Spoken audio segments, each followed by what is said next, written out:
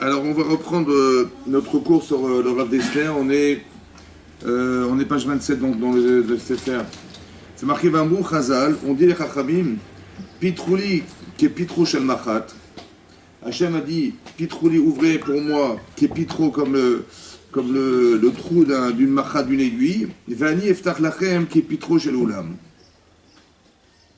Que si vous faites un effort, l'effort de faire quoi? L'effort de faire un trou comme le trou d'une aiguille.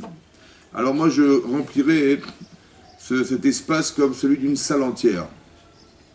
À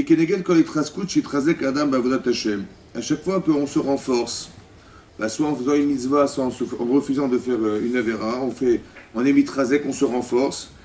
Avodat Hashem dans la Avodat Hashem, mashpi alo Hashem itbarach si atadishma kishur ha'atzumazé, que Hashem il nous envoie une force d'influence telle qui est de mesure à comprendre que lorsque nous on fait un effort quelconque dans la Avodat Hashem, Hashem en proportion, il nous donne une influence comme si on avait ouvert une salle entière. C'est ça la proportion. Chez Hashem b'siyata dishmaya b'shur ha'atzumazé shel pitro shel ulam le'erer pitro shel machat. En proportion des efforts qu'on peut faire nous, comme de faire un espace très étroit dans notre Avodat Hashem, on dit voilà j'ai fait un petit effort. En conséquence, Hashem il nous ouvre l'espace très grand d'un ulam, d'une salle entière. V'chol ikar ha'mishpat ve'arachamim. Et tout l'essentiel du jugement, et la rachamim et la miséricorde, benogia la olam hazé, ou un davar sh'ashpat siateshmei hazé. Tout ce qu'on espère en fait, c'est que la conséquence de tout ce que nous allons vivre, qui font partie d'Avodat Hashem, en fait l'influence qui peut exister à travers les événements que nous vivons, c'est l'intérêt, c'est l'influence qu'on va ressentir des événements. C'est ce qu'on appelle la hashpa. C'est-à-dire, il vous arrive des événements dans votre vie, ouais.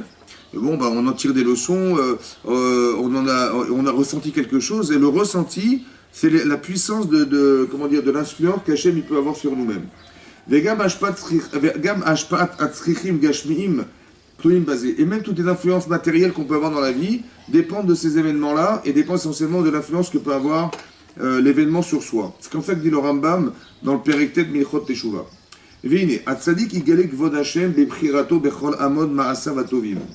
Quand vous faites des mitzvot, le tzaddik en soi, qu'est-ce qu'il fait? Il est révélateur du émet, de la véracité de ce qu'Hachem représente pour le Klal Israël et pour la Torah en général. Et comment Hachem se dévoile? À travers les actes des tzaddikim. Beprirato, dans ses choix. Bechol amon ma'asa, dans la multiplicité de ses actes. Atovim. Kol yimei chayav, tous les jours de sa vie. Vegam bechol echad mi ma'asa vatovim. Et dans tous les actes qu'il a pu faire, dans chacun de ces actes, Bema shekol pitro shel machat shebo gorem lo pitro shel ulam. Faut pas croire que que c'est simplement en se refusant de faire une avera qu'Hachem il nous ouvre des portes. Mais même quand vous faites des mitzvot, oui, quand on fait des mitzvot, alors on fait un effort quelconque. On s'est levé à la tfila, on a étudié un peu plus tard le soir, on a fait un effort quelque part. Hachem, en conséquence, il renvoie une hashpa, une influence très forte, qui va être la motivation personnelle que vous aurez dans votre vie, qui vient essentiellement des efforts fournis. Vous voyez, en proportion, sachez que la proportion, l'échelle de proportion, c'est le trou d'une aiguille, l'ouverture d'une salle. Voilà la proportion que ça exerce sur nous. Kenegdo les malas. D'accord? Donc c'est ça qui est marqué. Veulam gorem les galot midota vitbarach rivodo. Donc il dit Bema chez Bo gorem les pitro chez l'oulam kenegdo les malas. Veu gorem les galot midota vitbarach rivodo. En fait, qu'est-ce qui va se passer? Le fait qu'on soit capable de faire des efforts, en fait, on va dévoiler en fait les qualités essentielles que représente Hachem Akadosh Baruch Hu à travers ces actes-là. Avalachoté, alors, en revanche, le fauteur, Kol yamav bechol maasav igdil a Esther kimara pi Hachem. Celui qui faute, en fait, qu'est-ce qu'il fait? Il dévoile la partie cachée, en fait, la chose qu'on ne suppose pas d'Hachem. Bechol maasav igdil a Esther, il a fait grandir le Esther Panim. Parce qu'on a l'impression que, quand on voit le rachat, on a l'impression que Kadosh Baruch Hu n'est pas là.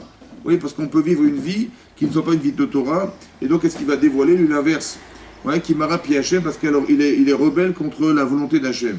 Vegam beshuvo, oui, et même lorsque le Baral Teshuvah, celui qui était rachat, entre guillemets, il a fait Teshuvah, oui, Gam beshuvo pitro shel machat shelo kankaliti, même quand celui qui est, vous comprenez ce que je veux dire? Quelqu'un qui, quand on fait des avérotes, il ne faut pas croire que c'est neutre. En fait, il faut que je vous introduise l'idée, en fait. L'idée, c'est d'expliquer comme ça. Quand vous faites une mitzvah, on dit mitzvah goret mitzvah. Une mitzvah entraîne une mitzvah, une avéra entraîne une avéra. Donc ça veut dire quoi? C'est pas mécanique. Tu ne crois pas que, il a fait une avéra, il va faire des avérotes. il a fait des mitzvot, et ben on va lui proposer de faire des mitzvot. Non. En fait, c'est pas mécanique, c'est émotionnel. Ça veut dire que le produit de la mitzvah vous amène une émotion. Et c'est le désir et l'émotion que ça renvoie qui vous donne envie d'en refaire. Et l'inverse aussi est vrai, que c'est pas neutre une avéra. Vous voyez, une avéra n'est pas neutre. Quand quelqu'un fait une avéra, il est influencé par le désir qu'il avait de l'avéra, qu'il a pénétré, et ce plaisir, il est intérieur, et il va essayer de retrouver ce plaisir intérieur qu'il a eu de la faute, qui va entraîner encore une avéra. C'est-à-dire que quand on a fait une avéra ou une mitzvah, vous voyez, il y a un désir provoqué. Quand c'est une mitzvah, ben, on est désirant de la refaire, et quand c'est une avéra, on la regrette, mais le désir, il est là. Il est resté là, et tant qu'on ne l'a pas éliminé, ben, il revient à la surface un jour, et on recommence, on tombe dans le même panneau. Ça veut dire que c'est ça. Donc c'est ça qu'on appelle l'influence. Ce que dit le Rav Dessler, la proportion d'influence, elle est qui pitro shel machat. Ça veut dire que l'échelle, on fait un petit trou, ça ouvre des portes. Ça ouvre des salles entières. C'est-à-dire que la proportion, elle est disproportionnée par rapport à l'effort fourni. Et donc il explique que quand quelqu'un, il fait teshuva, quand il est par le teshuva, c'est dur de faire teshuva, parce qu'il y a toute l'influence inverse qui l'a nourri toute sa vie, et qui le pousse à penser l'inverse. Donc qu'est-ce qu'il va ouvrir comme espace, lui? Il a très peu d'espace dans lequel il peut envisager de faire teshuva. Et donc il dit bitro shel machat shelo kankanit hi. Effectivement, le trou qui va lui permettre d'envisager un Hachem, il est très très étroit. Ki lo yuchal la'alot afilu darga achat ktana. Parce qu'on a dit auparavant que c'est comme quelqu'un qui a les jambes coupées carrément, on veut essayer de monter, il ne peut pas, il est impossible de monter, il n'a pas les forces ni les moyens de pouvoir, il n'est pas du tout outillé pour monter celui-là. Donc il va dire mais je ne peux pas, il va se tourner vers Hachem, tout en sachant qu'il est incapable de se déplacer tout seul. Maintenant,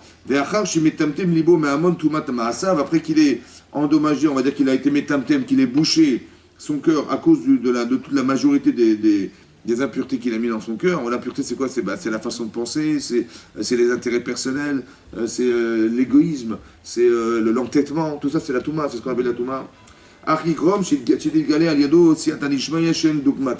Celui-là, hein, il va avoir une Siyata Nishmaya qui n'a pas d'exemple possible, imaginable, qui n'a rien à voir avec le tzaddik. Verachamim, Rabim Chakar Bemida Shelotavo, l'idée tzaddik gadol, ouais. Il va atteindre des niveaux que le tzaddik ne pourra pas atteindre en termes de siyata dishmaya, c'est-à-dire en termes d'évolution personnelle. Vaïnou Rachamim de Tchouva, ça s'appelle la Rachamim de la Tchouva, ça. Que Hachem, quand il voit ça, il est tellement dans un désespoir, cet homme ou cette femme qui est tellement dans un désespoir, que Hachem, il voit ça, il a envie de l'aider, et donc l'événement qui va être proposé, ou bien les sentiments qu'il va ressentir, vont être décuplés.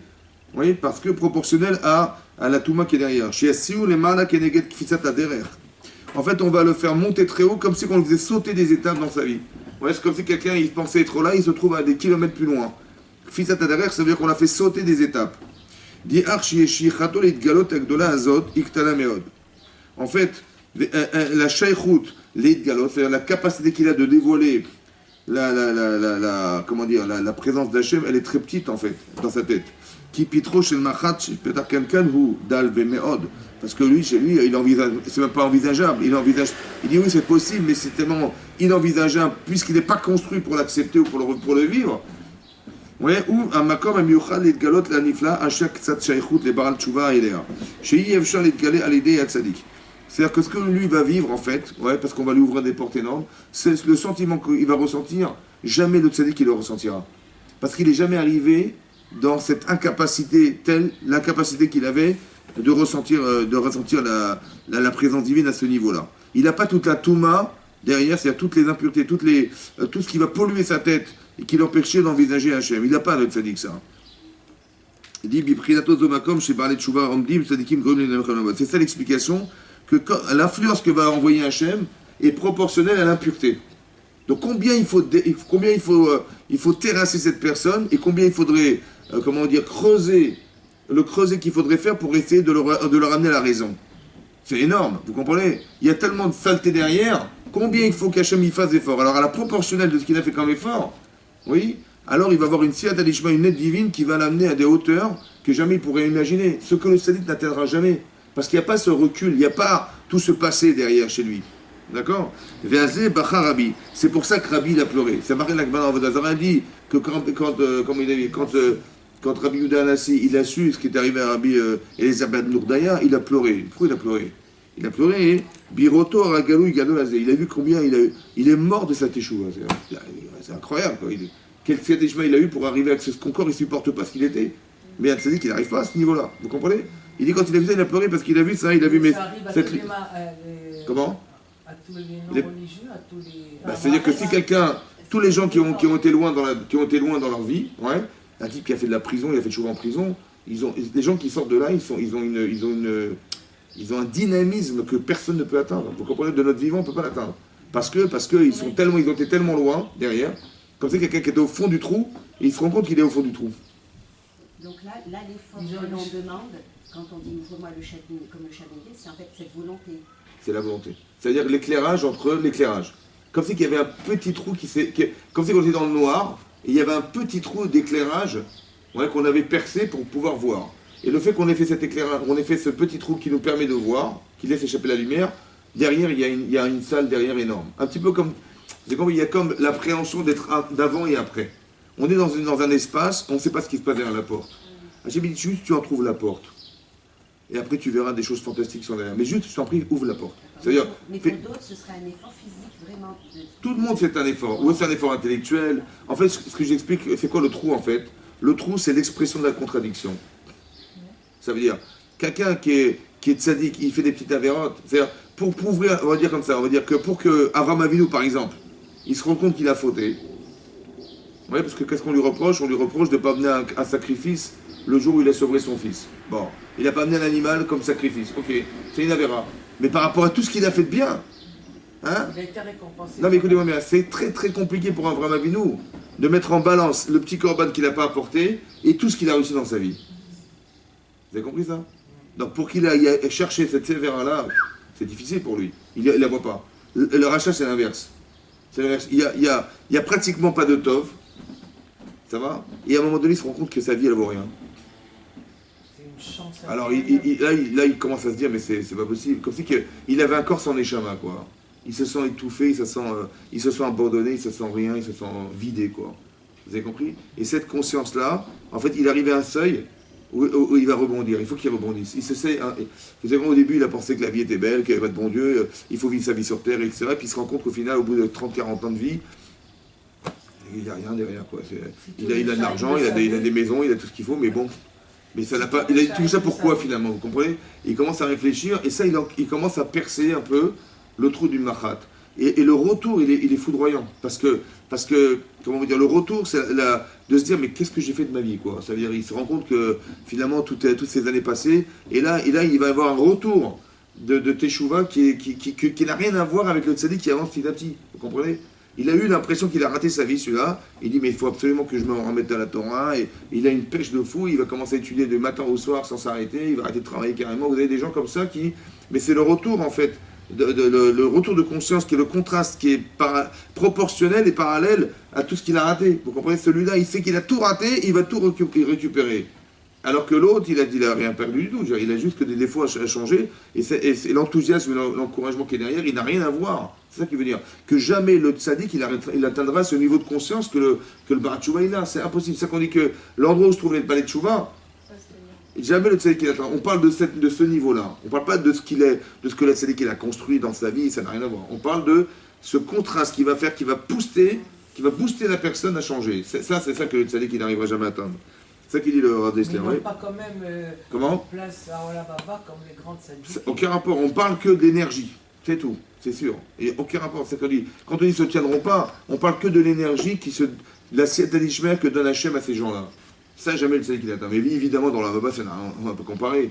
Vous avez compris? C'est sûr que ça n'a rien à voir. Qu'est-ce que ça veut dire quand on dit que Rabbi Elisabeth Nodaya, justement, il a gagné son Olam Haba, donc c'est-à-dire qu'il a gagné une place importante. Il a gagné une place. Après combien, je ne sais pas. Après, tout dépend. Peut-être qu'il a réussi à rattraper tout ce qu'il avait raté dans sa vie. Et le niveau qu'il a atteint, de conscience, peut-être qu'il a pu dire ça, je ne sais rien ce qu'il a, mais comme quelqu'un qui aurait fait une avodat Hashem extrême.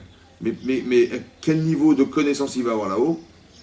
Quel niveau de contact avec Hachem? Quel niveau on ne sait pas. Mais c'est-à-dire qu'on sait, bon, il rentre. Après combien, à quel niveau? Vous savez, là-bas, il y a des niveaux. À quel niveau il va se trouver Donc il est appelé Rabbi. Ouais, Rabbi, ouais. C'est-à-dire qu'il a... Pourquoi Rabbi? Parce qu'il a été le Rav de cet enseignement. C'est lui, Yesh Kone Olamo Beshachat. Quelqu'un, il peut atteindre son monde en une minute. C'est-à-dire, il peut atteindre tout ce qu'une personne va atteindre en une vie entière. Ouais, parce qu'il y a des étapes dans la vie. Et ben lui, il a tout récupéré en une seule fois. Mais non, si vous voulez, il a la conscience d'être un tzaddik, mais est-ce qu'il a la connaissance qui va avec? C'est comme quelqu'un, vous avez compris, vous avez compris, il a la conscience, mais il n'a pas la connaissance. Alors après, qu'est-ce qu'il a atteint? Je sais pas. Après, qu'est-ce que lui donnera Hachem? Peut-être en proportion de sa Yirat Shamayim, il lui donnera la Torah. Mais ça veut dire que, peut-être qu'après, en fonction des gens, on va dire, il y a des gens qui ont eu des cas de force majeure, où ils n'ont pas pu apprendre la Torah, par exemple. Ouais. Alors c'est marqué dans le Midrash Rabbah, c'est marqué, je parle à Zot Averacha, qu'Hachem ani memale oto micheli. Je le remplirai de moi de Torah. Ça veut dire qu'il a eu un cas de force majeure, il a dû s'occuper de ses parents, je ne sais pas, ou de sa maman, son père est décédé, je ne sais pas ce qu'il a fait. Il a dû s'occuper, il aurait pu étudier la Torah, il n'a pas pu. Hachem, en fonction de la Yirat Shamayim de la personne, Hachem le remplit de la de Torah en fonction de sa Yirat Shamayim. Donc après, peut-être que c'est pareil. Vous avez compris? Mais bon, mais c'est très très compliqué. C'est-à-dire, donc c'est ce qu'il explique dans des dessert. Ok. Après, il y a Nimsa. Attention. Voilà. Nimsa, Sheyesh Nedrachim. Il s'avère qu'il y a deux chemins. Oui. Que Deveda la Tzadikim, donc qui est pesant pour le Tzadik. Aolim Darga Darga, qui monte petit à petit. Vekala l'Arshaim, et qui est légère pour les Reshaim. Kshenotnim Dartam Lachouv, lorsque ils ont mis dans leur esprit de faire Teshuvah. Oui. Ça, vous avez compris? D'accord. Ou misé, qui kol asher yitrachek à Adam, titkarev elav efsharut. Plus un homme s'éloigne, plus la proximité de trouver la teshuva est possible. Vezou pirouche c'est ce que dit la Gemara dans Souka d'Afnunbet. Il y a une Gemara dans Souka qui dit que l'Atid Lavo, à la fin des temps, ouais, mais vio à Kadosh Baruch Hu le Yetzirara. Hachem il va amener le Yetzirara. Tzadikim nidme lahem ke'ar gevoa. Les tzadikim, il va leur apparaître comme une montagne géante. Vershaim nidme lahem kechut haseara. Par contre, les shaim, ils vont voir le Yetzirara comme le fil d'un cheveu. Vous savez qu'un cheveu est composé de fils. Un cheveu, c'est pas grand-chose un cheveu. Il y a des fils qui composent un cheveu. Ils vont le voir comme le fil d'un cheveu, pas comme un cheveu, un fil.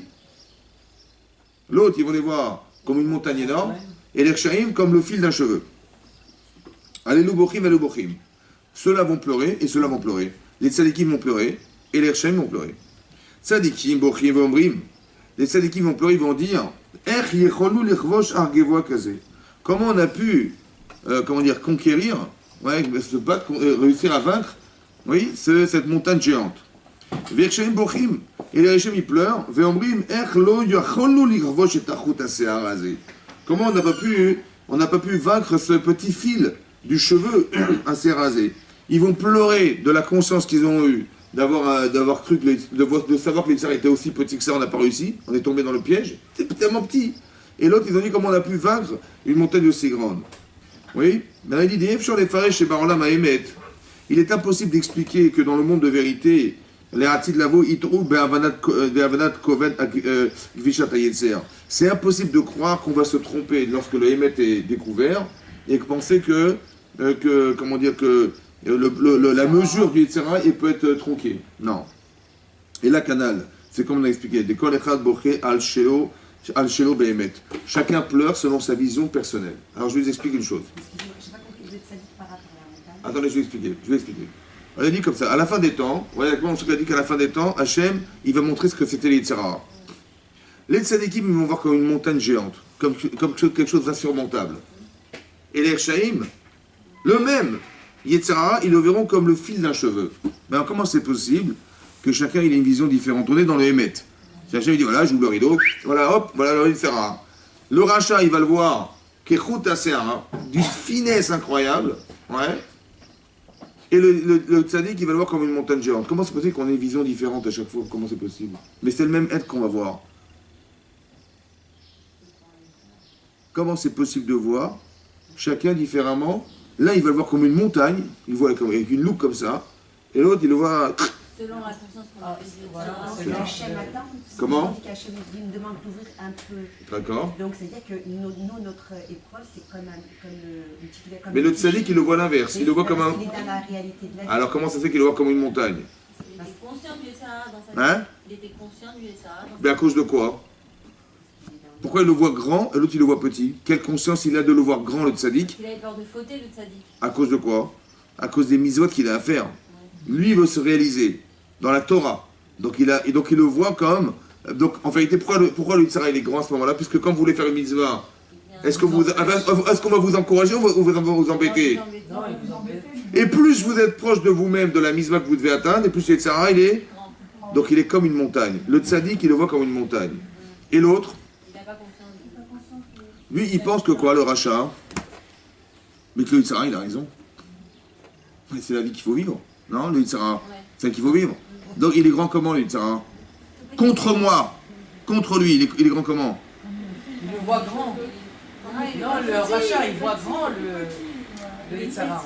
Attendez, quand quelqu'un dit comme ça, mais qu'est-ce que vous faites, vous les religieux, avec vos pierriques, avec vos machins, c'est n'importe quoi. Mais il y a des plages, elles sont faites pour qui? Ça va? Bon. En fait, c'est Yetzirah, ça. Il est dedans ou il est dehors, lui? Il est dedans. Donc, il dit, mais quand vous dites, mais c'est la source, c'est Yetzirah. Il dit, de quoi tu parles? Quel Yetzirah tu parles? Mais il faut s'équilibrer dans la vie. Ça va? Donc, il est gros ou il est petit, Yetzirah? Il le voit pas. Il est grand ou il est petit? Il est tellement petit qu'il croit que c'est le Hémet. Voilà. Donc, le rachat, il voit, le Yetzirah, il est fin comme les deux. Ça veut dire quoi qu'il est fin? Il n'est pas agressé par les Yetzirah, au contraire, c'est lui qui l'adopte. Donc, il n'a pas de mesure, vous comprenez ou pas? C'est ça. Quand on est dans la Torah, on se rend compte que voilà, ça s'acharne. Hein. On veut faire des misotes, lui il va s'acharner pour nous empêcher d'atteindre quelque chose dans la vie. Ou il va nous pousser à faire des avérotes, évidemment. Donc là, le Yetzirah, il est puissant. Et le rachat? Mais non, il a adopté le régime du Yetzirah, lui. Il vit avec lui. Donc il dit, mais quel est le problème? Je comprends quel est le problème. Quelqu'un qui vous dit ça, quel est le problème? C'est qu'il est dans le Yetzirah, celui-là. Ça va? Il dit, je comprends pas ce que vous avez. Mais il est tellement fin, le Yetzirah, qu'il ne le voit pas. Un petit peu comme... Vous avez Abraham et vous avez Ephron. Bon, Abraham, il va enterrer sa femme, et on lui dit, la grotte que tu veux acheter, elle appartient à un monsieur qui s'appelle Ephron. Bon, il va le voir, il dit, voilà, je vous propose de vous acheter la grotte. Et lui, il dit, mais vous plaisantez, je vais vous la donner tout de suite. Ça va? Il dit, ok, mais ça se passe devant tous les Bnechet, tous les habitants de la ville. Vous imaginez, vous êtes Abraham, devant tous les habitants de la ville. Il est dans la ville, en plein habitant. Tous les habitants sont présents. Et vous lui proposez d'acheter la grotte, il vous dit, mais non, mais je vous la donne. Bon, après il dit, mais non, mais je suis désolé, je vais vous l'acheter. Et il dit, mais si c'est comme ça, écoutez, entre nous, on est des amis. Hein. Allez, 400 000 euros. Devant tous les Bnechet, comme ça. Il a sa femme là, elle est morte, il veut enterrer, on lui dit 400 000 euros. Les gens qui l'écoutent, qu'est-ce qu'ils pensent? Il ne va pas accepter, Abraham. Évidemment qu'il ne va pas accepter, il va négocier, il va essayer de s'arranger avec lui. Ah, il va dire non, il va donner. Maintenant, quelle image il a, Abraham, vis-à-vis des gens qui le voient? Qu'est-ce qu'on vous croyez que Ephron, il a fait exprès de faire devant tout le monde? Pour être payé, parce que... Hein? Je pensais qu'Abraham, il n'avait pas accepté. Et c'est pour ça qu'il a fait devant tout le monde? Ou il a mis la pression? Il a mis la pression pour pas qu'il commence à... Il vient de perdre sa femme, est-ce qu'il va commencer à négocier? Non. Et il a la pression des gens autour de lui, est-ce qu'il va négocier? Non. Donc il a utilisé ça contre lui. Ça va? Mais non. Il a combien d'Yetzeratov, ce monsieur Ephron? Zéro. Combien d'Yetzera? 100%.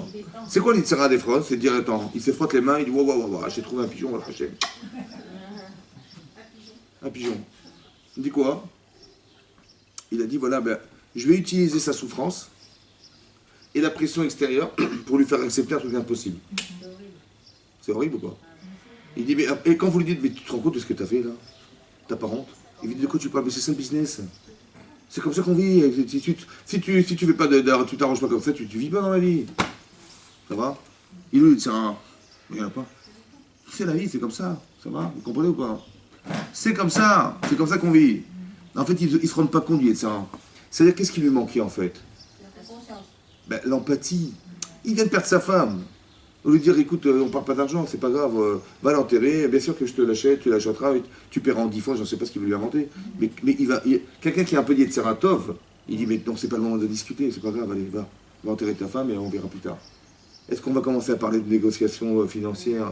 Vous avez compris? Déjà, vous voyez les symptômes de quelqu'un qui n'a pas d'Yetzeratov. Qu'est-ce qu'il discute d'argent? C'est pas le moment. Il dit, ouais, je te la donne, je te la donne pas. C'est pas le moment. Quelqu'un qui est touché par la souffrance d'Abraham, oui, il peut pas discuter d'argent. Donc ça veut dire il est dans la manipulation intellectuelle, émotionnelle d'Abraham pour lui faire accepter un truc qui est impensable. Vous comprenez ou pas? C'est ça qui est... C'est-à-dire que chez Ephron, le Yetzirah, qui est Chout Aseara, il est comme le fil d'un cheveu. Et chez Abraham, qu'est-ce qu'il a envie de lui dire, Abraham? Abraham, il a un gros Yetzirah de lui dire, t'es un escroc. Bah, évidemment. Il a dit, mais tu utilises ce gens-là contre moi, t'as pas honte. Il a envie de lui dire ça ou pas? Bien sûr. Pourquoi il lui dit pas? Hein? Comment? Il dit rien, il paye. Ben non, au contraire, il devrait... Attendez, je vous explique, entre nous, je vous explique une chose. Qu'est-ce qu'ils vont dire les gens d'Avraham Avinu? Non, avec un rachat, mais un voleur. Il s'est fait, il a été pris comme un petit genou. Au lieu de dire, mais attends, il t'a dit 0, il t'a dit 400 shekels. Attends, je sais pas, négocie, discute avec lui, ça se fait pas. Il a eu la honte de sa vie ou pas, Abraham? Ben non, je crois qu'il rentre même pas là-dedans. Hein. Comment? Je crois qu'il rentre pas là-dedans. Attendez, là, attendez, écoutez-moi bien.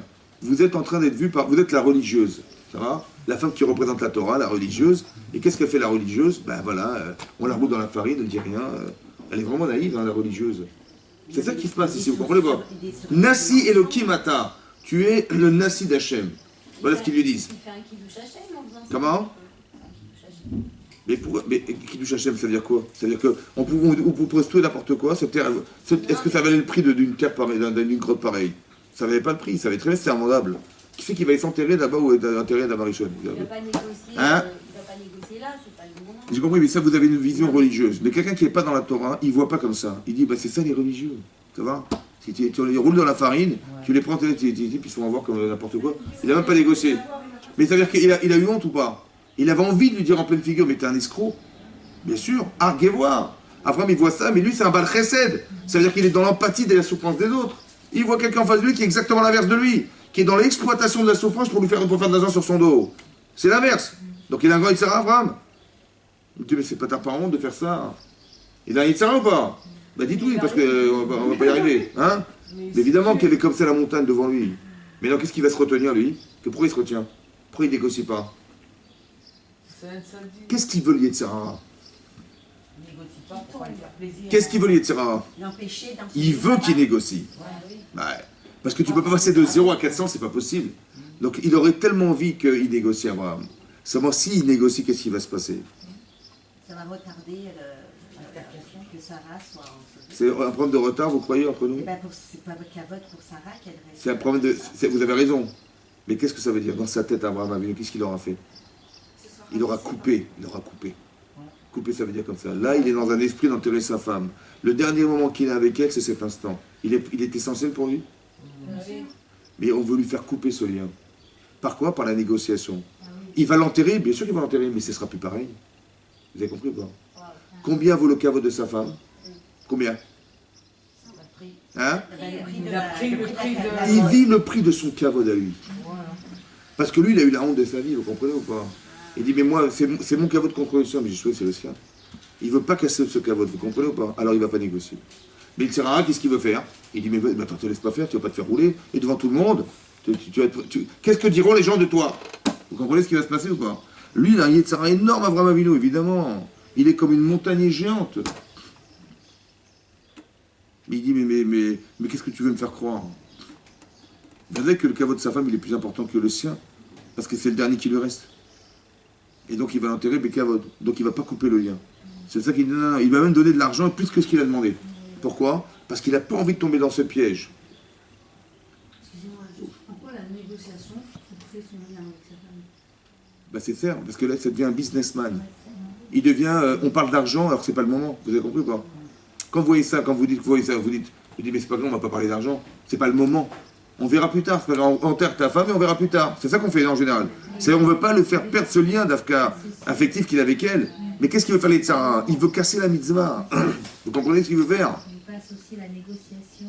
Il ne faut pas rentrer là-dedans parce que quand on rentre là-dedans, finalement, bon, on a gagné de l'argent. C'est vrai, parce que bon, évidemment, il va accepter. Je pense qu'il va accepter. Parce que de passer de 0 à 400, il n'a pas exagéré. Il dit bon, ça va, on va négocier.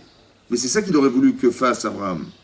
Les Tzara. Négocie. Te laisse pas faire, regarde la honte que tu as. Tous ces arguments-là, c'est ce qui bouillonne derrière, vous comprenez ou pas? Seulement, il faut réfléchir, est-ce que ce que je ressens est vrai ou pas? Et là, c'est ça le problème. Parce qu'on voudrait casser ce lien. Il a voulu casser le lien de Yetzirah avec Abraham, avec la Akedat Yitzhak. Il dit, tu vas quand même pas sacrifier ton fils. Et que tu aimes, etc., etc. Donc il est capable de pouvoir dire, il dit, oui, émotionnellement, tu as raison. Humainement, mais tu as raison à 100%. Yetzirah, il a raison à 100%. Seulement, si tu as raison, c'est que Dieu a tort. C'est le problème. Alors est-ce que Dieu a tort? Ah non. Donc je lui dis, laisse-moi accepter ce qu'il a dit. Et c'est ça qui va arriver à être Avraham Avinu, quelqu'un qui est capable de dépasser la conscience humaine. Que en dehors de ce que tu crois, Hachem, il est largement de ce que tu crois. Alors laisse-moi penser comme lui. Laisse-moi accepter qu'il existe au-delà de ma conscience. Ça, c'est la Kélat Israq. Il descend, il apprend que sa femme est morte. À cause de quoi? À cause de ce problème. Vous avez compris? Comme si on voulait faire regretter ce qu'il avait fait. Il veut casser le lien, vous avez compris, Yetzer? Qu'est-ce qui peut faire regretter Avraham Avinu de la Kélat Israq? Il n'y a que sa femme, qu'est-ce qui lui reste? Il n'y a que elle qui peut lui faire regretter. Ça va? Parce que tout ce qu'est Avraham, c'est grâce à sa femme. Donc il est advenu grâce à sa femme. Donc qu'est-ce qui peut faire regretter la Kélat Israq? C'est sa femme. Donc voilà, elle est morte. Qu'est-ce que tu fais maintenant? Il dit pourquoi elle est morte? Elle est morte parce qu'elle n'a pas supporté ce que tu as fait. Waouh! C'est-à-dire que si je ne l'avais pas fait, elle serait vivante. Il va regretter. En fait, c'est faux. Si tu ne l'avais pas fait, elle serait morte quand même. C'est ça qu'il serait voulu faire croire. Vous avez compris? Elle serait morte, elle serait tombée sur une peau de banane. Ah, elle est morte à cause de ça. C'est vrai qu'elle est morte à cause de ça. Mais de toute façon, elle serait morte à cause de choses, c'était pareil. Comme si on voudrait mettre les images en corrélation pour lui faire regretter un acte. Vous avez compris ou pas? Alors, quand elle avait dit, coupe le lien avec Hachem. Et après c'est pas fini. Il va avoir le cas d'Ephron. Ça n'a pas marché avec la Kélat Israq, eh ben peut-être on va essayer avec Ephron. Et il va négocier. Et on va voir. Maintenant, c'est ton cavote contre le sien. Qu'est-ce que tu fais? Vous avez compris? Tout ça, ce sont des épreuves qu'on propose à Avraham. Mais Avraham, il a un vrai problème. C'est un vrai Yetzirah qu'il a. Vous comprenez ou pas? On est dans les valeurs, proportion des valeurs. Quelqu'un qui n'a pas de valeur, il n'a pas de Yetzirah. Ephron, il n'a aucune valeur. Il voit pas Avraham comme étant un homme, il voit Avraham comme étant un chéquier. Vous avez compris, c'est une carte bleue Avraham Avinu. Donc il dit, ben, si je peux lui soutirer plus d'argent, mais Chavod, je vais utiliser sa souffrance pour lui tirer plus d'argent. Il n'est pas dans l'empathie de cette souffrance personnelle qu'il a Avraham Avinu. Il est dans l'exploiter la souffrance pour lui tirer plus d'argent. C'est ça un rachat. Vous avez compris? Voilà. Et donc il est Ephron. Rachid dit qu'il n'y a pas de vave là-bas. Vous avez vu Rachid? Afran. La poussière. Il n'y a rien. Il n'y a que de la terre. Il n'y a pas d'âme. Ça c'est. Donc il n'a pas une Sarah évidemment. Et l'autre, il a une Sarah énorme de lui dire mais ça va pas, mais comment tu oses parler comme ça? Comment tu oses m'exploiter devant tout le monde? Tu fais exprès? Il est très intelligent, il sait exactement ce qui se passe. Mais il a un très grand Sarah de le remettre en cause. Mais il sait bien que sa façon de réagir, elle va casser le lien qu'il va y avoir avec sa femme, et ça il n'a pas envie. C'est pour ça que vous avez compris? Voilà. Hein? C'est pour ça qu'on est là. Hein. Alors on y va. Alors, c'est ça. Vous avez vu, mais dans chaque situation de vie, c'est toujours comme ça qu'il faut analyser. Est-ce que c'est Yetzirah Tov, c'est Yetzirah? Hein? Comment? Il n'a pas de Yetzirah, il est que dans Yetzirah. Qui? Mais c'est ce que j'ai dit. J'ai dit que le Yetzirah, à la fin des temps, il apparaît comme le fil d'un cheveu pour le rachat. Pourquoi il est que le fil d'un cheveu? Il n'existe pratiquement pas le Yetzirah, parce qu'il est complètement dedans, le type. La personne est dedans, complètement dedans. Elle est dans la vie du Yetzer. Donc il dit, ben, où est le problème? Vous avez compris? Quand quelqu'un vous dit, mais je ne te comprends pas, quel est le problème? De quoi tu parles? La personne ne vous comprend même pas. Pourquoi elle ne vous comprend pas? Parce que vous, le Yetzeratov que vous avez, il est tellement énorme que le Yetzerara, il est proportionné, il est énorme. Vous avez quelque chose à défendre. Lui, il n'a rien à défendre. Il est dedans déjà, il est en train de se baigner dans le Yetzer. Il ne voit pas où il y a Yetzer, où il y a...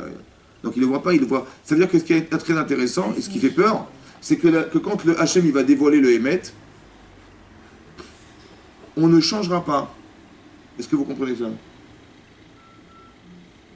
À la fin des temps, Hachem il va ouvrir le rideau, il dit voilà, c'était ça l'Yetzirah. Oui? Moi je pensais au départ que les gens ils vont voir la vérité du Yetzirah. Ils vont dire waouh, c'était ça l'Yetzirah. Tout le monde va voir la même chose. Non. Ça reste que le rachat il le verra comme un route à serre. Ça veut dire que la personne a changé ou pas? Elle a changé ou pas? C'est incroyable. Ça veut dire que la tchouva qu'il va faire, elle a permis d'avoir conscience. Il va pleurer. Hein. Il va dire je me suis fait avoir porté. Le Baal tchouva il dit mais j'ai raté ma vie. Et donc il va avoir une pêche de se remettre en cause. Il va pleurer comment vous dire comment il s'appelle le Baal Tchouva, il va pleurer parce qu'il y a des mecs mais qu'est-ce que j'ai fait de ma vie et le fait de pleurer ça va l'enthousiasmer à se dire qu'il faut que ça change.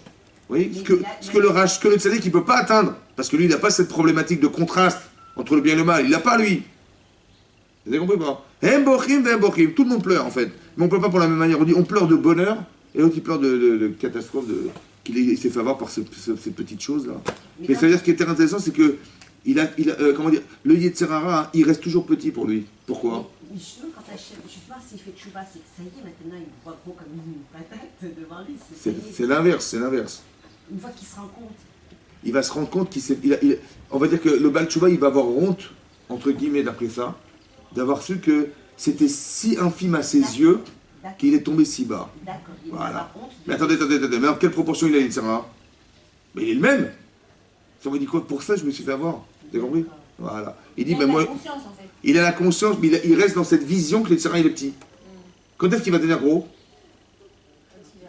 C'est quand il va faire les mitzvot et qu'il va s'engager sincèrement que là, il va voir les Yitzhara, il est grand. C'est comme par exemple quelqu'un, il dit, voilà, c'est bon, le Batchouvé dit, c'est bon, Shabbat, c'est terminé, je travaille plus. Ouais? Bon, il va voir son patron, il dit, écoutez, monsieur, j'ai décidé, voilà, Shabbat, je ne vais plus travailler. Qu'est-ce qu'il a cru, lui? Il dit, ben, le Rav, il m'a dit qu'il faut être ma'amine, tu verras, tout va bien se passer. Il dit, pas de problème. Le patron, il dit, ben, écoutez, il n'y a pas de problème, vous pouvez partir. Je dis, pardon? Pardon, j'ai pas compris. Vous ne travaillez plus dans la boîte, c'est terminé. Et c'est ce qu'il voulait, lui? Ou il pensait qu'est-ce qui va se passer, que le patron, il dit, mais évidemment, bien sûr, on va vous arranger vos horaires, pour faire en sorte que vous n'ayez pas Shabbat. Lui, c'est ce qu'il a cru. C'est ce qui s'est passé ou pas? Pourquoi c'est pas comme ça? Ah, il va commencer à dire ça, ah, mais non. Ah, comment tu vas faire maintenant que tu n'as plus de travail? Ça veut dire quoi? C'est ton travail contre le Shabbat, qu'est-ce que tu choisis? Il dit, mais c'est pas ce que j'espérais. Attendez, oh. Et pourquoi c'est grave? Parce que le Shabbat, il a combien de poids dans sa vie? Pas grand-chose. Maintenant, il dit, ben, c'est ça, tu comprends? Tu vas défendre des valeurs maintenant. Donc tu vas commencer à avoir dit, etc. Alors c'est ton travail contre ton Shabbat, qu'est-ce que tu choisis maintenant? Vous avez compris? Lui, il a cru que ça allait se passer comme ça. Mais non, ça va pas se passer comme ça, parce que c'est là que tu vas rentrer dans le jeu de Yetzer. Et là, tu vas te rendre compte que, waouh, c'est pas facile, là. Là, il va commencer à grossir Yetzer, là. Tu fais Shabbat, tu fais pas Shabbat. Moi, je croyais que tout allait bien se passer, on allait s'arranger. Des fois, ça marche, des fois, ça marche. Il a tellement été mécabel sur lui, le Shabbat, sur lui, que les maîtres au patron, il va lui dire, il n'y a pas de problème. Moi, ça m'est arrivé comme ça, des Talmidim, ils m'ont dit, une fois, j'ai parlé un peu, 2 minutes du Shabbat, le secours suivant, il vient me voir, il me dit, vous savez, je travaille chez Mercedes, j'étais mon patron, je dis, écoutez, je viens plus Shabbat. Je travaille plus Shabbat. Il me dit, ok, bon, on va s'arranger, ne vous inquiétez pas. C'est quand il a vraiment été mécabel sur lui, Hachem il suit. Mais s'il n'a pas vraiment accepté sur lui, alors il va devoir avoir la conscience de ce qu'il a accepté d'être. Et ça, c'est pas pareil, vous avez compris? Et là, il va commencer à avoir Yetzirah. Parce que là, on va le remettre en cause. Parce que là, c'est sa vie qui est remise en cause. Alors, qu'est-ce que tu choisis maintenant? La valeur du Shabbat ou tu choisis ta vie personnelle? Parce qu'il n'est pas sûr de lui alors là. Voilà, c'est ce que j'explique. Mais c'est-à-dire que, vous avez compris? C'est-à-dire que l'événement qu'il renvoie, il faut le rassurer en disant, bah tu vois, c'est-à-dire que, eh ben, ne crois pas que tu vas perdre ta vie. Non, c'est pas grave. Tu vas te quitter cette entreprise, mais tu verras que tu vas trouver mieux ailleurs et que tu verras que ta vie va changer et que tu pourras faire Shabbat correctement. Alors que là, il est en difficulté. Parce que Sarah dit, tu vois, tu n'as plus de travail maintenant, tu es au chômage. Qu'est-ce que tu vas faire maintenant? Tu préfères pas rester là et faire Shabbat et t'arranger, tu te rendrais Shabbat ou bien, et tu gagnes ta part ou bien tu abandonnes tout. Vous avez compris? C'est là qu'il va y avoir du Yetzirah. C'est là qu'il va se rendre compte que le Yetzirah, il n'est pas comme il est créé au départ, tout petit, tout à coup il devient géant. Vous avez compris? Plus on va tend vers le Tov, plus on veut nous faire, on tombe dans cette épreuve-là. Maintenant, il faut savoir que tout ça sont des épreuves pour nous faire encore accepter l'idée que le Hémet, c'est ce que tu penses et pas ce qu'on veut te faire croire. Toujours c'est pareil. Ça va? On a expliqué que le Yetzirah et le Satan, c'est pas le même ange. Ou c'est le même ange? C'est le même. Seulement, il a deux fonctions différentes. Le Yetzirah. Le Yetzirah. Oui, mais ça veut dire quoi? Qu'est-ce qu'il fait le Yetzirah? Hein? Il empêche de faire les mitzvot. C'est sûr, mais de quelle manière? Le Yetzirah et le Satan, il fait aussi, il nous empêche de faire les mitzvot. Il fait partie de nous, il est avec notre... Mais qu'est-ce qu'il joue sur quoi, le Yetzirah? À la différence du Satan? Sur nos émotions, Hein? L'émotion. Voilà. Il crée des émotions, les Yetzirah. Des émotions. Et le Satan, il accuse et... Oui, il accuse et... Il nous fait voir. Vous inventez, ouais. Le côté imaginaire. C'est le Satan. C'est marqué là-bas que quand on est arrivé au Matan Torah et que Moshe n'est pas descendu, le Satan, il aura monté d'Irachi, Mitato pour Achad Ba'avir. Ils ont vu le linceul de Moshe Rabbeinu qui flottait en l'air. Ils l'ont vu, ça va? C'est Satan qui le fait voir. La partie imaginaire, c'est-à-dire la conséquence d'une émotion. On ne sait pas ce qu'est devenu Moshe Rabbeinu. Donc on a peur. Pourquoi on a peur? Parce que le seul homme qui peut nous descendre la Torah sur la terre, c'est qui? Donc j'ai peur. L'émotion, elle est énorme. Ça, c'est le Yetzirah. Maintenant que le Yetzirah, il est là. C'est le même qui joue les deux rôles. Oui, c'est ce que j'explique. Le Yetzirah, c'est quoi? C'est dire, ah, comment tu vas faire maintenant? Tu vois, il n'est pas descendu, il n'est pas tombé de main sur le mont Sinaï. Tu crois qu'il a pu résister 40 jours et 40 nuits, tu crois? Alors waouh, panique. D'accord, panique. Maintenant, panique, qu'est-ce que j'imagine? Ben, j'imagine qu'il est mort. Mais l'imagination, c'est la conséquence du Yetzirah. C'est le Satan. Vous avez compris? C'est-à-dire qu'il a le rôle de nous faire croire, de nous faire ressentir, et le ressenti qui est, on tombe dans l'imaginaire, et l'imagination fait que il voit Moshe qui est mort. Vous avez compris? C'est comme nous, Chazé Shalom, on aime nos enfants, et quand ils arrivent en retard, qu'est-ce qu'on ressent? Le Yetzirah, il dit, on appelle la police ou pas? Bon, mais pourquoi j'ai peur? Parce qu'ils n'ont jamais l'habitude de venir en retard. Et qu'est-ce que j'imagine? Kidnapping, je sais pas quoi, Chazé Shalom, ils sont fait craver. Ouais, c'est comme ça ou pas? C'est l'imaginaire, mais c'est le Satan. Vous savez quoi, lui, Yetzirah, il va dire, mais attends, les enfants, tu les aimes? Contraste, ils sont pas là, j'aime, mais ils sont pas là. Vous savez quoi, il est Yetzirah. Et Satan, il fait, qu'est-ce qui sont arrivés? On n'en sait rien en vérité, mais c'est ce qu'on imagine, vous avez compris? Tout ça, c'est le Satan. Vous avez compris? C'est ça, pour ça qu'il faut contrôler, oui, pour éviter le Satan. C'est quoi il faut contrôler? Ça veut dire il faut trouver des solutions avant que ça arrive. Par exemple, pour ne pas avoir peur, qu'est-ce que je fais? Je rachète un petit téléphone. Ça va? Comme ça, si j'ai peur, je l'appelle. Je dis où tu es? Mais dis, oh là, on a raté le bus, ok. Mais il n'y a pas ni Yetzirah ni Satan. Mais si j'ai pas de solution, je laisse la merci au Yetzirah et au Satan de nous faire tomber. C'est pour ça qu'il faut toujours trouver des solutions sur des choses déstabilisantes dans la vie. Déstabilisantes. Si vous savez, on ne va pas réfléchir à tout, mais ce qui est déstabilisant personnellement, il faut avoir les solutions avant que ça arrive. Parce que si c'est déstabilisant, on va tomber dans le panneau, c'est sûr et certain. C'est trop fort émotionnellement. Alors la parnasse à le mari, je sais pas moi, les parents, les beaux-parents, des choses déstabilisantes. Ouais, les enfants, voilà. Dès l'instant où vous avez on peut avoir des problèmes, il faut toujours trouver la solution avant que la problématique se propose. Parce que lorsqu'elle arrive, on est déstabilisé, on ne sait plus quoi faire. Ça va? C'est trop paniquant. Ça va? C'est ça qui est marqué là-bas. La Gemara dans le Shabbat, elle dit que le Yetzirah, Ayom Omer Lokar, Machar Omer Lokar.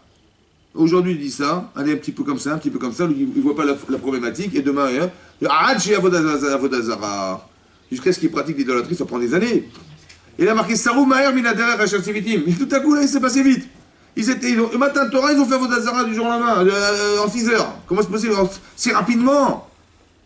Comment on peut passer si rapidement d'un état de conscience que Pascal Zohar Matoshen Nachash, que la faute comment dire, la Zohima de Yetzirah, elle a disparu, et clac, en 6 heures, ils sont passés le Vaudor. Comment c'est possible? En si vite, Maher, pro-Maher.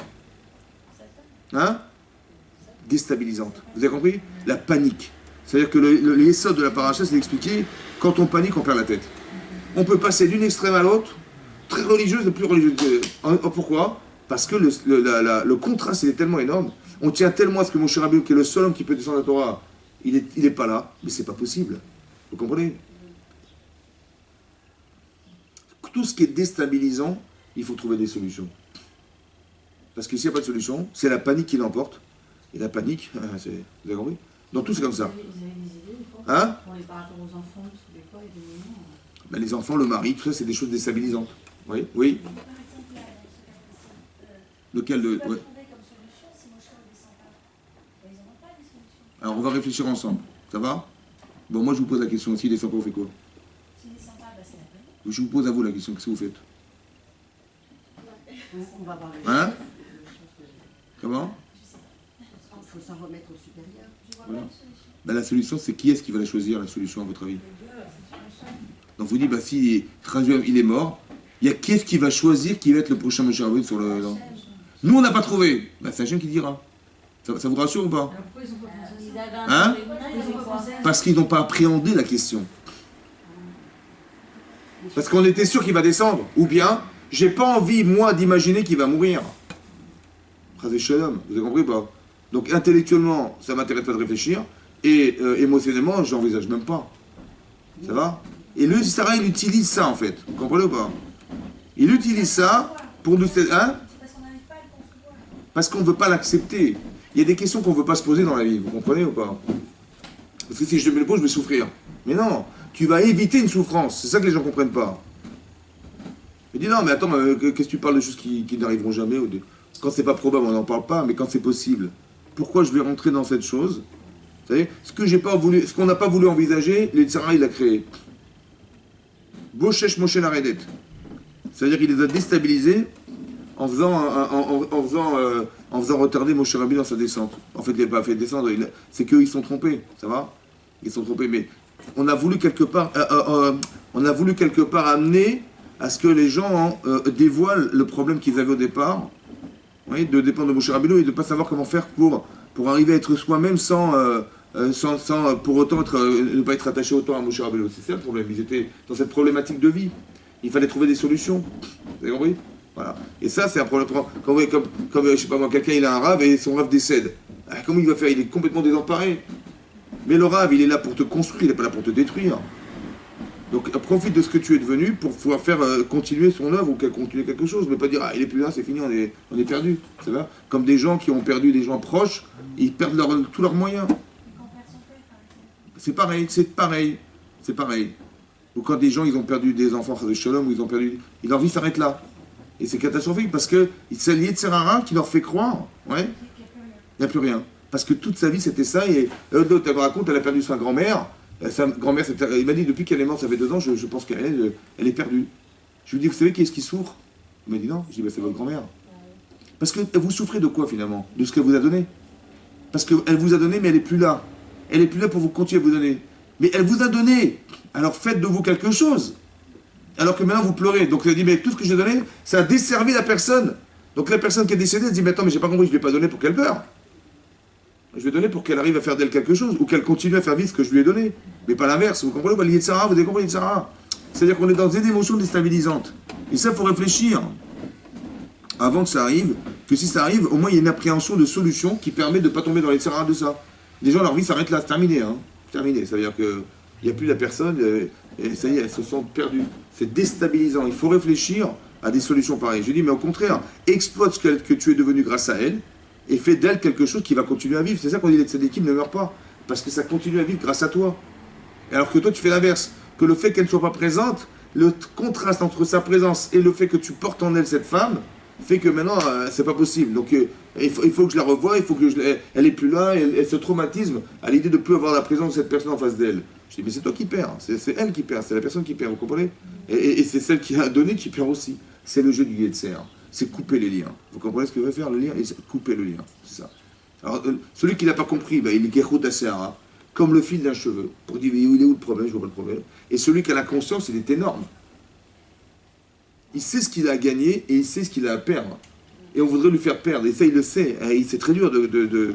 C'est ça qu'il explique dans le dessert. Vous avez compris? Vezeu gamken, asher bi Yaakov avinu alav shalom, ki she'avar al makom, she'tipalelu bo avotav. Oui, c'est marqué là-bas à propos de Yaakov Avinu lorsqu'il s'est retrouvé là où on priait ses pères, à Ramoria, donc on était sur la Moria, donc l'endroit où Beth Amikdash, Velo Itpalel. Il dit qu'il est passé devant le Haramoria et il n'a pas prié là où on priait Avram et Yitzhak. Et qu'est-ce qu'il a fait? Asher les filles Otsem Madregato Nershav Loze Lechet. Selon sa madriga, selon son niveau, ça lui est compté comme une faute. Il a considéré qu'il avait fauté, Yaakov Avinu, de ne pas avoir prié là où ses pères avaient prié. Valken Shenatan Darto Lashuv Katsalo Haaretz. Et lorsqu'il a dit, mais il faut que je retourne là-bas, tout de suite, il s'y est retrouvé. C'est-à-dire qu'il n'y avait plus d'espace temporel entre la conscience qu'il avait de ne pas avoir été là-bas et le moment où il avait envie d'y être. Vous avez compris? On lui a raccourci le chemin. C'est comme quelqu'un qui a conscience qu'il y a un Baal Tshuva, il dit, mais qu'est-ce que j'ai fait de ma vie? J'aurais préféré... J'étais devant une synagogue, j'habitais en bas de la synagogue, j'ai jamais été rentré à la synagogue de ma vie. On lui a raccourci l'existence. C'est-à-dire que tout à coup, il a envie de se retrouver là où il n'a jamais été de sa vie. On lui a raccourci la distance. Vous avez compris? Là-bas, il y avait des kilomètres entre lui et la synagogue. Maintenant, il n'y a même pas un centimètre. Kaftsalo Haaretz. Il a bondi à l'endroit où il s'est retrouvé. C'est ça que ça veut dire. Ça veut dire que la conscience qu'on a des choses, elle nous permet de nous retrouver là où on n'a jamais été un jour. Ça lui donne l'envie d'y être. Mais comme Techef et Reulo Minashamaim Bechalomo, et tout de suite il l'a vu dans un rêve, chez l'Otamid Ire si Atadishmae Bofen Kalkaze.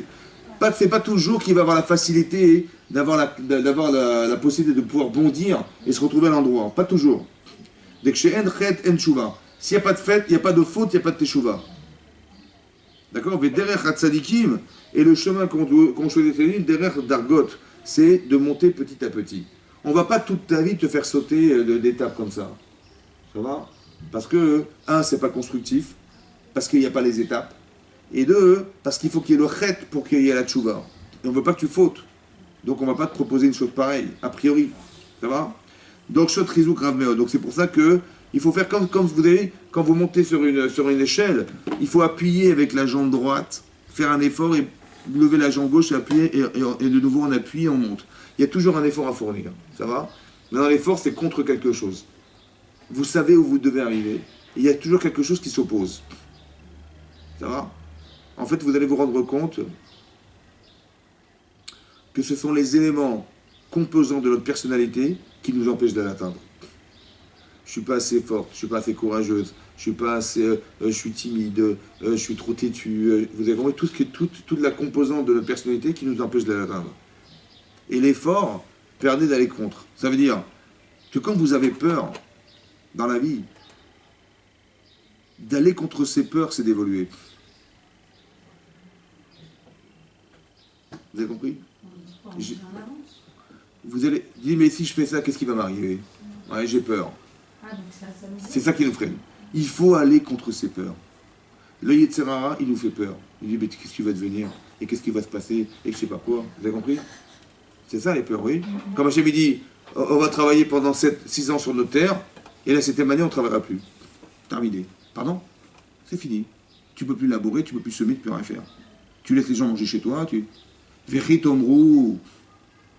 Et si vous allez vous poser la question, Manochal Bashana Shevit, c'est qui pose la question? C'est le Tser. Mais il a raison ou pas? Évidemment. Alors qu'est-ce que je fais? J'ai peur. J'ai 2 choix. Soit je dis, bah écoutez, je continue à labourer. Cette année, je suis désolé, j'ai peur. Donc je continue à labourer, donc je transgresse la Torah. Soit je vais au-delà de mes peurs.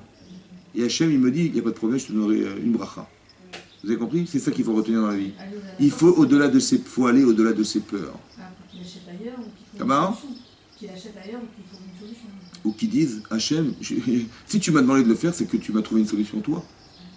Alors Hachem, il dit, Birkati, je vais donner ma bracha, et la 6e année, il y aura une bracha de 3 ans. Ça va? Ça veut dire que c'est parce que tu lui fais confiance, que tu dépasses tes peurs, que là, Hachem, il te donne la bracha. Tu dis, mais il y a quoi derrière la porte? Je ne sais pas ce qu'il y a derrière la porte, j'ai peur. Il y a derrière la porte ce que tu dois atteindre. Et tu penses bien que quand tu vas passer la porte, et que tu verras la bracha d'Hachem, que la 3e année, alors que tu te connais ton terrain par cœur, tu sais que la première année, ça produit tant. La 2e année, il n'y a pas plus. La 3e année, ben, c'est pareil. La 4e année, auto d'avar. Pareil. Comment tu vas imaginer la 6e année qui aura 3 fois plus que d'habitude? Ça, c'est la bracha de la Kadosh. Mais ça vient quoi? J'ai solutionné mes peurs. J'ai confiance à Hachem. Mais j'ai solutionné quoi? La limite de ce que je suis. Mon corps me dit, attends, moi je connais exactement ce qui se passe, on va pas me raconter des histoires. On sait bien qu'on va rien... Si on ne laboure pas, on va rien manger l'année prochaine. Vous avez compris ce qui va se passer ou pas? Il dit, donc qu'est-ce qu'il va faire? Tu as le choix, ou tu transgresses, ou tu acceptes. Mais d'accepter, c'est dur. Mais qui c'est qui refuse en moi? C'est ma neshama ou mon corps? C'est ça en vérité. Quand je vais accepter, mon corps, il va voir, il va ressentir ce qui va se passer. Il va voir que la terre va produire plus que d'habitude. C'est la peur et c'est le corps qu'on rassure. Quand Hachem dit, t'inquiète pas, Tziviti et Birkati, j'ai ordonné ma bracha. Il n'a pas répondu à Hachem, faites-moi confiance. C'est ça qu'il a dit Hachem? Il n'a pas dit, écoutez, je vous ai demandé, faites-moi confiance. C'est ça qu'il a dit? S'il avait répondu, faites-moi confiance, ça aurait répondu à quoi? À mon corps ou à mon intellect? S'il avait dit, écoutez, faites-moi confiance, mon intellect. Mais mon corps, qu'est-ce qu'il dit? Je veux bien te faire confiance, mais j'ai peur. Vous avez compris? Il faut répondre à la question. La question, elle est corporelle, répond corporelle. Elle est intellectuelle, répond intellectuelle. Mais ne réponds pas intellectuelle quand c'est corporel. Tu dis, mais Aïmouna, Bitachon d'Hachem. D'accord, je veux bien, mais Bitachon de quoi? J'ai peur. Vous avez compris quoi? Mon corps, c'est pas... Tu réponds à mon cerveau, mais mon cerveau, il n'a pas de problème, mon cerveau. C'est mon corps qui dit, mais comment je vais manger, comment je vais faire? Alors il dit, Hachem, il répond, t'inquiète pas, tu verras. Et quand tu vas voir que ta production va tripler, ça va rassurer ton corps ou pas? Tu as avancé dans la madriga. C'est que maintenant ton corps, il est d'accord d'accepter que c'est possible. La prochaine fois, c'est ça que ça veut dire, qu'une mise-va entre les mises-va. C'est-à-dire que, comme si on essayait d'amincir l'opacité du gouffre qui nous empêche d'accepter. Et le Yetzer Hara se nourrit de cette opacité-là. En fait, il se nourrit de mes peurs. Vous comprenez quoi? Il dit, tu vas pas faire ça quand même. Et tu vas pas faire ça. Et tu vas pas rentrer là-dedans. Et tu vas pas te... Vous avez compris ce qui se passe? exactement pareil, de m'empêcher d'atteindre quelque chose, comment dire, de créer un tel contraste entre ce que je vois et ce que j'espère, que l'un il est théorique et l'autre il est pratique. Et je dis que tu vas rentrer là-dedans, vous avez compris? Tous les gens qui transgressent la Torah, c'est parce qu'ils ont peur. Ils ont peur de l'avenir, ils ont peur de perdre, ils ont peur de je sais pas quoi. C'est ça en fait. Et Hachem il utilise ça pour dire mais non, il faudrait qu'on arrive à ce que ton corps qui t'empêche d'atteindre quelque chose, il va vivre des émotions, ça va, qui vont lui permettre de se nourrir de cette émotion pour pouvoir faire que... Pourquoi vous croyez que Matan Torah, hein, ça s'est fait avec des feux d'artifice et des sons, il y avait des colottes, il y avait des vrakim, il y avait du tonnerre, et pourquoi faire? Pourquoi faire? Mais tu vas faire tranquille. Voilà, Hachem il va parler dans une colonne de nuée. Et... Pourquoi faire? Pour que le corps il ressente. Pourquoi il faut qu'on sonne du chauffard? Mais que ton corps il ressente quelque chose, non? Vous avez compris la différence entre avoir une relation intellectuelle avec la vie et une relation émotionnelle? Il faut que mon corps il ressente et mon corps il va se nourrir de cette mémoire de l'événement. Ça va être tellement profond que ça va durer jusqu'à la fin des temps, ça. Vous avez compris ça? Il faut qu'on ressente les choses, qu'on réagisse avec des émotions. Pour qu'on puisse faire... Qu'est-ce que vous pouvez faire contre les Yetzirah? C'est une émotion, les Yetzirah. Alors qu'est-ce qu'on peut faire contre lui? Que d'avoir une émotion positive. Vous comprenez ou pas? Par Avram Avinu, on lui dit mais je te donne la terre, la grotte, et après je dis mais ça vaut 400 shekels. Je dis pardon, combien? Tu m'as dit 0, 400 shekels. Donc j'ai une émotion qui j'ai envie de me dire mais attends, mais tu crois que je vais me faire avoir comme ça? Mais d'un autre côté, j'ai le kavod de sa femme. Il doit l'enterrer. Kavod contre kavod, qu'est-ce que vous faites? J'ai mon kavod personnel qui est remis en cause. Il me prend pour qui celui-là? Je crois que je vais payer 400 shekels. J'ai mon orgueil personnel, mon amour propre personnel, contre l'amour de sa femme. Vous avez vu l'enjeu ou pas? Il reste concentré sur l'amour de sa femme. Il dit, je ne négocie même pas. Parce que j'ai pas envie de perdre ce lien. Vous comprenez ce que ça veut dire ça? On s'amuse avec les émotions des gens. Les Sarah, il dit, voilà, c'est la tienne contre la sienne que tu fais. Alors je garde cette émotion. Mais il n'y a que l'émotion de son épouse qui peut le refouler. S'il voit plus sa femme, il dit, bah, elle n'est plus là, ma femme, elle fait un morceau, je vais l'enterrer. S'il voit que ça, bah, évidemment que l'émotion personnelle est plus forte que l'émotion qu'il a de voir le corps de sa femme. Mais il ne voit pas le corps de sa femme. Il voit sa femme, il voit tout ce qu'elle représente pour lui, il voit tout ça, il voit tout ça. Donc le poids que ça a dans sa conscience émotionnelle proche de lui va contrebalancer le Yetzer. Vous comprenez? Mais s'il n'y a pas d'émotion d'un côté, il n'y a rien. Qu'est-ce qui va pousser contre ça? Il n'y a rien qui va pousser. Donc il faut créer des émotions. C'est pour ça qu'Hachem, il a fait exprès de faire que le matin de Torah, ça s'est fait avec la terre à trembler. Vous comprenez? Il y a eu on a entendu des voix, des colottes, etc. Hachem, il a parlé. On a eu tellement peur que... Des émotions, ça va? Des émotions. Et cette émotion-là, elle transpose, elle permet au corps de se rappeler. Vous allez voir que dans la Emouna, il y a des dargotes. Au début, les Bnei Israël, quand il a dit Moshe Rabbeinu, comment on va dire, il a dit Hachem, Hachem il a dit, Yosef il a dit Pakot Pakati. Hachem il a dit voilà, il va se rappeler de vous, Hachem. Ouais. Ils se sont rappelés, c'était intellectuel. Et quand ils ont vu les Nissim, qu'il a fait les petits autos, il a dit Hachem Pagad, il s'est rappelé de nous. C'était intellectuel. Mais quand ils sont arrivés devant la mer Rouge, ils ont eu peur ou pas?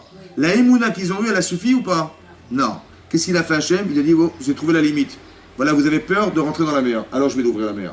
Quand on a ressenti ça, est-ce que ça n'a pas solutionné autre chose? Bien sûr. C'est pas la même Emouna qu'on avait au départ. Là, c'est une Emouna plus forte. Et quand on a reçu la Torah, c'était encore autre chose. Vous avez compris ce qui se passe? Vous avez vu le niveau d'Emouna, mais le niveau d'Emouna, il est fonction des émotions qu'on a créées chez nous. Ça veut dire qu'il faut vivre avec ces émotions. Et plus on avance dans l'émotion, et plus on avance dans la Emouna. Parce que qui c'est qui va vous proposer le contraire de cette émotion maintenant? Qu'est-ce que vous voulez que le Yetzirah il vous propose lorsque vous avez vécu Matan Torah et vous avez vu ce qui s'est passé le jour de Matan Torah? Qu'est-ce que le Yetzirah il peut faire contre vous? Franchement. En contrebalancement. Il va dire, mais tu vas gagner ça, tu vas gagner quoi? Vous avez compris? Il faut avoir une émotion pour qu'on puisse dire, mais négocier avec le Yetzirah. Et dire, mais ça commence même pas. Parce que ce que tu me proposes n'a pas de commune mesure avec ce que je ressens. C'est ça que ça veut dire, c'est ça. C'est un jeu d'émotions en fait. Et quand c'est l'inverse qui se passe, quand il a gagné, c'est que j'avais pas assez les émotions suffisantes pour pouvoir dire j'ai pas envie. Ou devoir dire j'ai envie. Hein? En fait, l'émotion, c'est ce qui crée le lien. C'est le lien avec vous et Hachem. Voilà. Quand on parle, écoutez-moi bien, quand on parle de Ahavat Hachem, ou de Hirat Hashem. Pourquoi on parle d'Avat Hashem? Non, il faut savoir que Hashem existe, c'est tout, basta. Oui, non. C'est quoi Avat Hashem? C'est quoi Hirat Hashem? Vous avez vu, c'est une émotion, là, Ava. L'amour est une émotion et la crainte est une émotion. Pourquoi faire? Parce que l'Yitzhara m'a dit, mais transgresse, j'ai dit, je peux pas, j'ai craint. Je respecte trop Hashem pour pouvoir le trahir. Je peux pas. Excuse-moi, je suis désolé, je peux pas. C'est une émotion qui va refouler l'émotion. Il n'y a que ça qui reste. Vous comprenez pas? Mais s'il n'y a pas d'émotion, ben pourquoi pas? Vous avez compris pas? De toute façon, c'est virtuel, tout ça. C'est ça le problème, c'est que c'est dur. C'est pour ça qu'il nous arrive des choses dans la vie pour construire cette émotion. C'est grave. Parce que, ils ne pourront pas se construire. Le Yitzhara, c'est comme le rachat, il voit qu'il route assez. Il n'y a rien émotionnellement qui va contre cette émotion-là. Donc il a rien à contre. Le Yitzhara, il est nul. Il n'y a rien qui va contre. Par contre, le Yitzhara Tov, qui a la personnalité qui est très fort, et là il veut faire une mitzvah, le Yitzhara va s'acharner contre lui, il va être plus fort, il va être plus grand là. Là, il va le voir comme une montagne là. Dès l'instant où tu t'engages dans la mitzvah, le Yitzhara il va t'empêcher. Donc là, tu vas voir comme un Argevoa. Mais si un type il n'a pas de Yitzhara Tov, il n'a pas de Yitzhara. Il n'y a pas. Vous avez compris? Donc il va voir que. Il va dire, mais c'est quoi le Yitzhara? Mais le Yitzhara, de quoi tu parles? Ah, ça mais tu dis, mais comment tu as osé parler comme ça à Abraham Avinu? Tu lui dis zéro, après tu lui dis, ah, il faut bien gagner sa vie. C'est comme ça que tu gagnes ta vie. Ben, c'est comme ça, c'est la vie, c'est comme ça, il faut bien gagner sa vie. Il est où, le Yitzhara? Mais il n'y en a pas, vous comprenez qu'il n'y en a pas. Le rachat, il ne voit pas le Yitzhara, il est Kechut Tasera. Mais cette notion-là, que le rachat il a, elle va rester éternelle chez lui. Il ne le verra jamais, le Yitzhara. Il faut qu'il fasse des mitzvot pour qu'il grossisse. Mais s'il ne fait pas de mitzvot, il ne grossira jamais. Il ne le verra jamais comme une montagne. Vous avez compris? Le rachat, il ne le verra pas. Et même celui qui fait tchouva, il a toujours l'impression, il va pleurer de voir qu'il s'est fait avoir par si petit que ça. Pourquoi ça reste petit? Parce que lui, il n'a pas de conscience. Il n'a pas de vécu de Tov. Comment voulez-vous qu'il voit le rat? Il ne voit pas. Vous voyez la différence? Que même le Baal Tchouva, pour lui, il est tout petit. Pour l'instant. Donc comment il va le grandir, son Yetzer? Il va grandir en grandissant. Et grandir, ça veut dire quoi? S'engager, aller, commence à étudier, commence à prendre sur toi, commence à, etc. Et là, il va commencer à voir que, tiens, quelque part, on l'empêche dans le travail, dans les choses. Et là, il va se rendre compte que la valeur il va voir la grandeur du Yetzirah, et la grandeur du Yetzirah est proportionnelle à la mitzvah. Plus la mitzvah est grande, plus ça il grandit. Ça va? Donc il n'y a que le tzaddik qui le voit grand. Le rachat, il ne le voit jamais grand. Chazak. Oui, je vous écoute. Ouais. Un peu, ouais. Ouais. Il faut fermer la porte du congélateur. Il faut les habituer parce que sans émotion, on ne peut rien faire. Ça veut dire